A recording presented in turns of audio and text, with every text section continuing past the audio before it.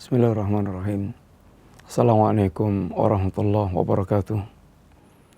Innal hamdalillah wassalatu wassalamu ala Rasulillah wa ala alihi wa ashabihi wa mawala wa la haula wa la quwata illa billah, amma ba'd. Para pemirsa kaum muslimin yang dirahmati Allah Subhanahu wa taala. Alhamdulillah kita kembali berjumpa dalam kajian silsilah akidah Islam, akidah Ahlussunnah wal Jamaah, akidah yang terbedakan dari firaqud dhalah, dari kelompok sesat yang lainnya, karena akidah ini dibangun di atas kitab dan sunnah. Kaum muslimin yang rahmati Allah Subhanahu wa taala, insyaallah kita mulai memasuki pada pelajaran inti daripada akidah Ahlussunnah wal Jamaah yang terangkum dalam sebuah kalimat ketika Jibril bertanya kepada Rasulullah SAW dalam sebuah hadis yang sahih yang dikeluarkan oleh Imam Al-Bukhari dan Imam Muslim, di mana Nabi menjawab pertanyaan Jibril ketika mengatakan, "Ya Muhammad, akhbirni anil iman." Ya Muhammad, habarkan kepadaku tentang iman. Maka Rasulullah SAW beliau memberikan jawaban, "Antu'mina billahi wa malaikatihi wa kutubihi wa rusulihi wal yaumil akhir wa tu'mina bil qadari khairihi wa syarrihi." Iman yaitu Anda beriman kepada Allah Subhanahu wa taala, Anda beriman kepada para malaikat Allah, Anda beriman kepada kitab-kitab Allah, Anda beriman kepada para rasul Allah, Anda beriman kepada yaumul akhir, dan kemudian Anda beriman kepada takdir yang baik maupun takdir yang buruk. Kaum muslimin yang rahmati Allah Subhanahu wa taala, ini pembicaraan iman secara global, yaitu iman kepada Allah, iman kepada malaikat, iman kepada kitab, kepada rasul, pada yaumul akhir, dan iman kepada takdir. Dan kita akan mengawali insyaallah dari pembicaraan tentang al-imanu billah, beriman kepada Allah Subhanahu wa taala. Perkara yang paling agungnya perkara karena berkaitan dengan zat yang kita sembah, berkaitan dengan zat yang wajib kita cintai di atas segala-galanya, yang kehidupan kita semuanya dalam rangka untuk mengabdi kepada Allah Subhanahu wa taala. Maka tentu selayaknya seorang muslim dia mengenal Allah Subhanahu wa taala dengan pengenalan yang benar, hingga sampai pada dia tingkat mentauhidkan Allah dengan tauhid yang benar. Para pemirsa yang dirahmati Allah Subhanahu wa taala, berkaitan dengan al-imanu billah, pembicaraan kita tentang tauhidullah, ini bagaimana kita mentauhidkan Allah Subhanahu wa taala. Para ulama kita menjelaskan bahwa tauhid kepada Allah atau mentauhidkan Allah Subhanahu wa taala, tidak akan seseorang dikatakan mentauhidkan Allah kecuali dia mengumpulkan 3 perkara tauhid. Yang pertama tauhidul rububiyah, yang kedua tauhidul uluhiyah, yang ketiga tauhidul asma wa sifat. Tauhidul rububiyah secara singkat adalah tauhid yang berbicara tentang af'alullah, berbicara tentang perbuatan-perbuatan Allah Subhanahu wa taala. Sehingga sebagian para ulama kita mengatakan tauhidul rububiyah ini tauhidullah dalam masalah Allah al-Khaliq, Allah ar-Raziq, dan Allah ini al-Mudabbir. Allah Subhanahu wa taala al-Khaliq yang menciptakan, Allah Subhanahu wa taala al-Malik yang merajai dan memiliki, Allah Subhanahu wa taala al-Mudabbir yang mengurusi segala alam jagat raya. Dan dari sini kemudian berkembang terhadap semua perbuatan-perbuatan Allah Subhanahu wa taala. Al-Muhyi, Al-Mumit, Allah yang menghidupkan, Allah yang mematikan, Allah Ar-Razik, Allah yang memberikan rezeki, Allah Subhanahu wa taala an-nafi ad-dhar, Allah yang memberikan manfaat, menolak madarat dan seterusnya. Ini tauhid rububiyah. Adapun tauhidul uluhiyah, ini tauhid yang berkaitan dengan af'alul ibad. Bagaimana para hamba mereka menjadikan semua amal ibadah mereka semata-mata tertuju kepada Allah Subhanahu wa taala, tidak kepada yang lainnya. Tauhid ini sering pula dikatakan dengan tauhidul ibadah. Sehingga tauhidul uluhiyah sama dengan tauhidul ibadah. Apabila tauhidul uluhiyah berkaitan dengan zat Allah yang berhak untuk mendapatkan penghambaan dari para hamba, karena Allah satu-satunya zat yang memiliki sifat uluhiyah, ini sifat zat yang dengannya Allah berhak untuk disembah. Sedangkan tauhidul ibadah berkaitan dengan aktivitas para hamba, di mana para hamba memiliki kewajiban untuk memberikan semua ibadah yang dia lakukan terhadap Allah Subhanahu wa taala. Adapun tauhidul asma wa sifat, ini tauhid yang berkaitan dengan nama-nama dan sifat Allah Subhanahu wa taala. Di mana seorang muslim dia memiliki kewajiban untuk menetapkan semua nama dan menetapkan semua sifat yang telah disebutkan Allah dalam kitabnya dan Rasul dalam hadisnya, dengan tidak melakukan ini tashbih atau tamtsil, tidak melakukan penyamaan Allah dengan makhluk, tidak melakukan tahrif, tidak melakukan penyimpangan dari makna yang dikehendaki, tidak melakukan takyif, membagaimanakan sifat-sifat Allah Subhanahu wa taala, dan tidak pula melakukan yaitu ta'til, penolakan terhadap sifat-sifat Allah Subhanahu wa taala. Para pemirsa yang dirahmati Allah Subhanahu wa taala, ini simpel berkaitan dengan tauhid yang harus kita fahami tentang Allah Subhanahu wa taala. Apabila para ulama membagi tauhid menjadi tiga,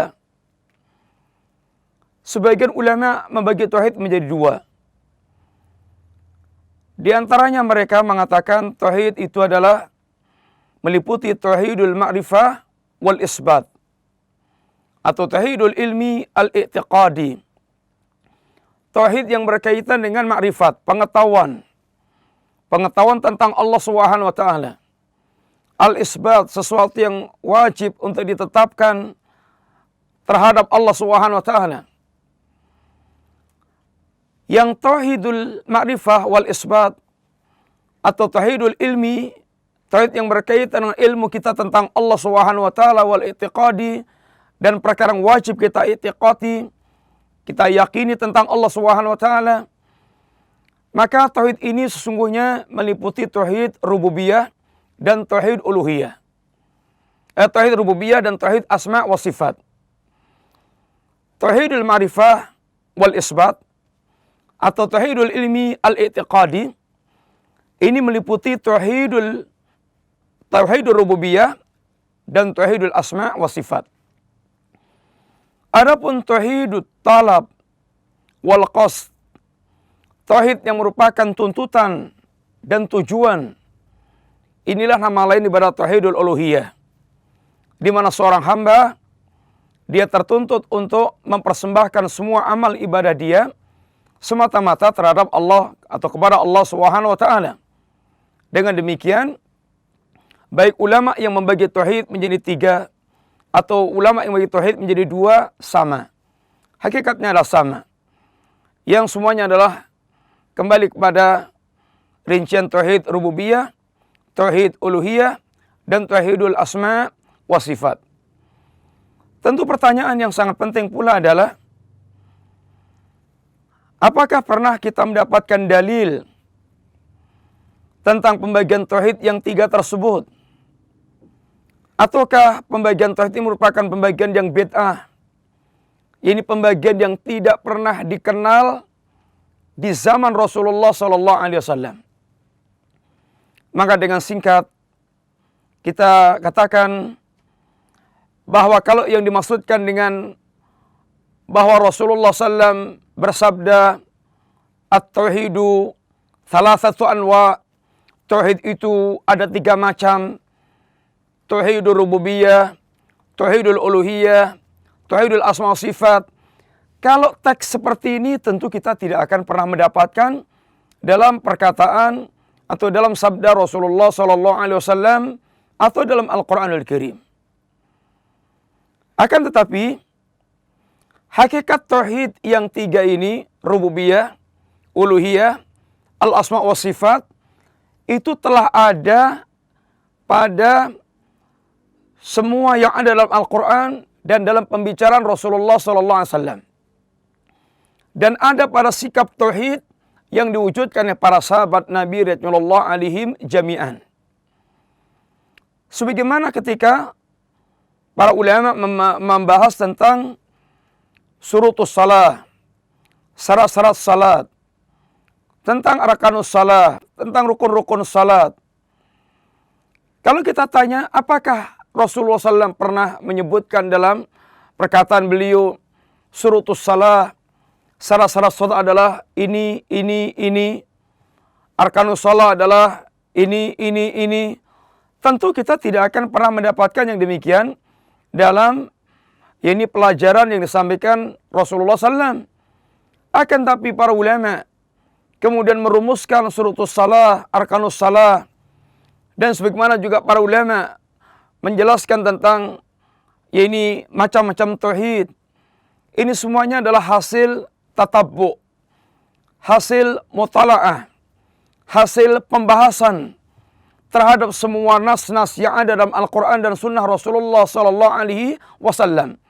Yang kemudian kalau kita berbicara tentang Allah Subhanahu wa taala, maka semuanya akan kembali kepada permasalahan tersebut, 3 tauhid tersebut. Dan para ulama kita ketika menjelaskan tentang tauhid yang 3 ini dalam rangka untuk memudahkan penjelasan kepada umat tentang hakikat tauhid yang harus difahami. Karena sebagian umat ini mereka telah tidak faham tentang hakikat tauhid. Mereka menyangka telah menjadi ahli tauhid, padahal dia baru punya keyakinan tentang Allah Subhanahu wa taala, bahwasanya Allah ada, Allah sang pencipta, sedangkan dia belum mewujudkan semua ibadah hanya dia peruntukkan kepada Allah Subhanahu wa taala. Atau dia masih mengalami kerusakan di dalam masalah tauhidul asma wa sifat. Oleh karena itulah yang perlu kita pula fahami para pemirsa yang dirahmati Allah Subhanahu wa taala, bahwa dari ketiga tauhid ini ada catatan yang sangat penting sekali. Yang pertama, bahwa ketiga tauhid ini merupakan satu kesatuan. Perkara yang saling melazimkan, yang tidak bisa dipisah-pisahkan. Seorang tidak akan dikatakan ahli tauhid, seorang tidak akan dikatakan muwahhid, orang yang bertauhid, kecuali apabila dia mewujudkan tauhid yang 3 tersebut. Ini tauhidul rububiyah, tauhidul uluhiyah, tauhidul asma wa sifat. Apabila dia tidak mewujudkan tauhid yang 3 ini, maka dia belum dikatakan ahli tauhid. Sekarang kita angkat satu contoh. Kaum musyrikin Quraisy, orang yang mereka divonis kafir musyrik dan mereka diperangi oleh Rasulullah sallallahu alaihi wasallam. Darah mereka halal, harta mereka halal, sehingga ketika peperangan mereka bisa ditumpahkan darahnya dan harta mereka halal menjadi ghanimah. Mereka berstatus kafir musyrik. Padahal mereka ini adalah orang yang telah meyakini tentang Allah Subhanahu wa taala. Orang-orang kafir musyrik bukan orang ateis. Bukan orang yang mereka tidak meyakini tentang Allah Subhanahu wa taala. Orang kafir musyrik adalah orang yang mereka, orang musyrikin Quraisy dalam hal ini, orang sangat meyakini Allah Subhanahu wa taala. Lihatlah satu peristiwa yang insyaallah kita telah paham semuanya, ketika Abraha akan menyerang Ka'bah. Apa tindakan Quraisy pada saat itu? Yang pemimpinnya adalah Abdullah bin Abdul Muttalib, kakek Rasulullah sallallahu alaihi wasallam. Maka ketika Abdul Muttalib dipanggil oleh Abraha dan Abraha berkata kepada Abdul Muttalib, maka Abdul Muttalib di antara perkataannya adalah, kembalikan unta-unta itu kepada kami. Kami adalah Rabbul Ibil, kami adalah tuannya para unta, pemilik unta. Adapun Ka'bah ini ada pemiliknya sendiri, yaitu Allah Subhanahu wa taala. Dengan demikian betapa sangat kuatnya keyakinan mereka tentang Allah Subhanahu wa taala. Demikian juga bagaimana mereka sudah sangat mengenal istilah Allah, nama Allah. Ketika perjanjian Hudaybiyah, Rasulullah sallallahu alaihi wasallam menulis kalimat Bismillahirrahmanirrahim. Kemudian oleh perwakilan Quraisy, dalam hal ini adalah Suhail, maka dia mengatakan tidak mau menerima kalimat Bismillahirrahmanirrahim. Kami tidak mengenal Ar-Rahman Ar-Rahim. Kalau mau silahkan tulis Bismillahi Allahumma. Bismillahi Allahumma. Mereka mengenal Allah Subhanahu wa taala, walaupun tidak mengenal Ar-Rahman Ar-Rahim. Demikian juga bagaimana orang-orang Quraisy dalam hal yang lainnya yang menunjukkan mereka sangat mengenal Allah. Ini dari sisi sejarah, realitas, kenyataan kehidupan mereka. Mereka sangat mengenal Allah Subhanahu wa taala. Dari sisi bagaimana orang Quraisy, bagaimana ayat Al-Qur'an berbicara tentang orang-orang musyrikin. Allah Subhanahu wa taala katakan, "Wala in sa'altahum man khalaqas samawati wal arda la yaquluna Allah." Ya Rasulullah sallallahu alaihi wasallam, seandainya Anda tanyakan kepada mereka orang-orang Quraisy, siapakah yang menciptakan langit dan bumi? Tentu mereka akan mengatakan Allah Subhanahu wa taala. Wa idza sa'altahum man khalaqahum la yaquluna Allah. Kalau Anda tanyakan kepada mereka siapa yang menciptakan mereka semuanya, mereka akan mengatakan Allah. Sebagaimana pula Allah katakan, "Qul may yarzuqukum minas sama'i wal ard amma yamliku sam'a wal absar wa may yukhrijul hayya minal mayyit wa may yukhrijul mayyit minal hayyi wa may yudabbirul amra fasayaquluna Allah qul afala tattaqun." Siapakah yang mendatangkan rezeki dari langit dan dari bumi? Siapakah yang menguasai pendengaran dan penglihatan? Siapa pula yang mengeluarkan yang hidup dari yang mati dari yang hidup? Siapa pula yang mengatur semua urusan kehidupan? Mereka pasti akan mengatakan Allah. Sayaqulun Allah. Mereka pasti akan mengatakan Allah. Qul afala tattaqun. Kalau begitu kenapa kalian tidak bertakwa kepada Allah Subhanahu wa taala? Sehingga ini menunjukkan bahwa orang-orang Quraisy, mereka mengetahui dan mereka mengenal Allah Subhanahu wa taala, meyakini tentang rububiyah Allah, tentang perbuatan Allah Subhanahu wa taala. Akan tetapi keyakinan mereka terhadap Allah seperti ini belumlah mereka menjadikan ahli tauhid. Belumlah mereka dikatakan orang yang telah muslim dengan keyakinannya tersebut. Maka para ulama mengatakan tentang tauhid rububiyah ini tauhid alladzi yuqirru al-kuffar ala zamani Rasulullah SAW. Tauhid ini perkara yang telah ditetapkan oleh orang kafir di zaman Rasulullah SAW. Ini orang kafir Quraisy, orang kafir mereka mengakui, menetapkan tentang rububiyah Allah SWT. Allah yang menciptakan, Allah yang menghidupkan, Allah yang mematikan, Allah yang memberikan rezeki, Allah yang menguasai seluruh alam jagat raya dan seterusnya. Mereka meyakini yang demikian. Akan tapi kenapa mereka belum dikatakan mukmin, muslim yang bertauhid? Karena mereka masih sekedar berhenti di sini. Mereka belum memasuki wilayah tauhidul uluhiyah. Jadi tauhid yang para hamba mempersembahkan semua amal ibadah hanya kepada Allah Subhanahu wa taala. Oleh karena itulah, sekali lagi, catatan pertama, bahwa ketiga tauhid ini merupakan satu kesatuan yang tidak bisa dipisah-pisahkan.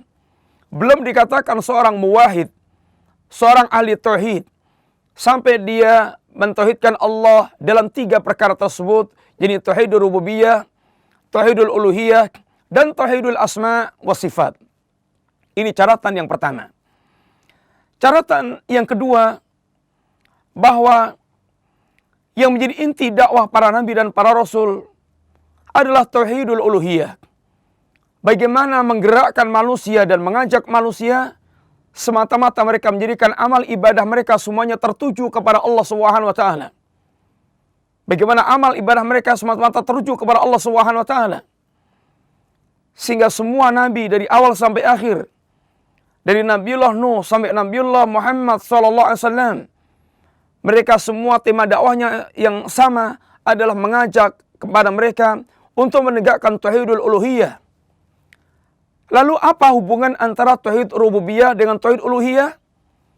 Adapun hubungan antara tauhid rububiyah dengan tauhid uluhiyah, para pemirsa yang rahmati Allah Subhanahu wa taala, tauhid rububiyah merupakan sekuat-kuat dalil, merupakan sejelas-jelas dalil untuk menetapkan tauhidul uluhiyah, sebagaimana Allah Subhanahu wa taala di antaranya mengatakan dalam sebuah ayat yang sangat kita fahami, sangat kita hafal, dan banyak dihafalkan para kaum muslimin. Di awal surat Al-Baqarah yang merupakan seruan pertama kepada manusia, ya ayuhan nasu ubudu rabbakumul ladzi khalaqakum walladzina min qablikum la'allakum tattaqun alladzi ja'ala lakumul arda firasan wa alladzi ja'ala lakumul arda firasan was samaa'a bina'an wa anzala minas samaa'i ma'an fa akhraja bihi minats thamarati rizqan lakum fala taj'alu lillahi andadan wa antum ta'lamun. Allah Subhanahu wa taala mengatakan, wahai manusia, beribadahlah kalian kepada Allah Subhanahu wa taala, sembahlah Allah, tauhidkan Allah, ibadahilah Allah. Ini tauhidul uluhiyah. Lalu apa dalilnya Allah Subhanahu wa taala mengajak manusia menegakkan tauhidul uluhiyah? Dalil Allah adalah alladzi khalaqakum walladzina min qablikum. Allah yang telah menciptakan kalian dan orang sebelum kalian. Kemudian Allah pun terangkan satu persatu. Allah yang telah menjadikan bumi sebagai hamparan, langit sebagai atap. Kemudian Allah yang telah menurunkan air hujan dari langit, yang menumbuhkan buah-buahan sebagai rezeki buat kalian. Maka jangan sekali-kali kalian menyekutukan Allah Subhanahu wa taala. Ini tauhid rububiyah, tauhid uluhiyah. Bagaimana manusia beribadah kepada Allah tanpa menyekutukan Allah? Kemudian dalilnya apa? Dalilnya tauhid rububiyah. Sehingga tauhid rububiyah merupakan sekuat-kuat dalil, sejelas-jelas dalil untuk mewujudkan tauhid rububiyah, tauhid uluhiyah. Demikian secara singkat pembahasan kita tentang ini pembahasan tauhid yang tiga, yang merupakan satu kesatuan tauhid yang orang tidak akan dikatakan muwahhid kecuali apabila dia mewujudkan tauhid yang tiga tersebut. Mudah-mudahan Allah Subhanahu wa taala menjadikan kita di antara ahli tauhid dan orang yang dibersihkan dari kesyirikan, sehingga kita kembali ke Allah dalam keadaan sebagai seorang muwahhid yang diterima tauhid kita oleh Allah Subhanahu wa taala. Mudah-mudahan bermanfaat. Wassallallahu ala nabiyyina Muhammadin wa ala alihi wa sahbihi wasallam. Assalamualaikum warahmatullahi wabarakatuh.